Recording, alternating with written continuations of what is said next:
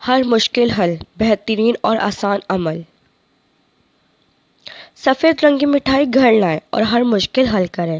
بچپن سے میرے والد صاحب نے ہمیں اعمال سے پلنے بننے اور بچنے کی تعلیم دی ہے۔ گھر میں کوئی مسئلہ ہوتا، اعمال شروع ہو جاتے۔ آج بیٹھے بیٹھے اپنا بارہا کا آزمودہ عمل یاد آیا۔ میرے والد اپنے شہر کی بڑی کاروباری شخصیت تھے۔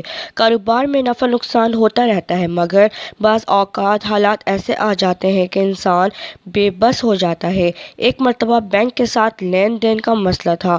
کافی دیر یہ معاملہ چلتا رہا۔ بالآخر ایک وقت ایسا آیا کہ میرے والد بالکل مایوس اور بے بس ہو گئے۔ میرے والد گھر آئے اور ہم تمام کو اکٹھا کیا، ساری صورتحال سے ہمیں آگاہ کیا اور ہمارا خاندانی آزمودہ عمل کرنے کا کہا۔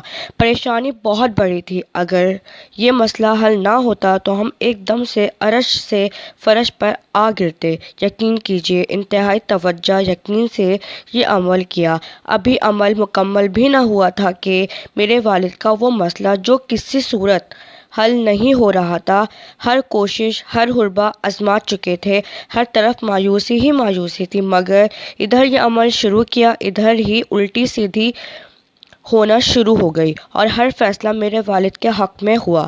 ہم بہت بڑے بحران سے بچ گئے۔ اس کے علاوہ ہمارے گھر میں کوئی مسئلہ آئے، کوئی کاروباری گھریلو الجھن سامنے کھڑی ہوئی، بس میرے والد ہم تمام بہنوں کو اکٹھا کر کے یہی عمل کرواتے ہیں۔ مسئلہ ایسے حل ہو جاتا ہے جیسے کبھی کوئی مسئلہ تھا ہی نہیں۔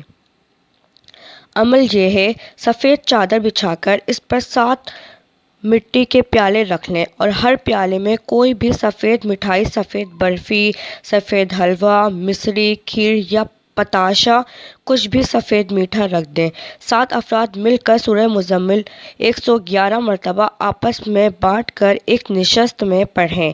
جب بھی سورہ مزمل شروع کریں، ایک مرتبہ بسم اللہ الرحمن الرحیم اور اول و آخر 3 مرتبہ درود شریف کوئی سا بھی پڑھ لیں۔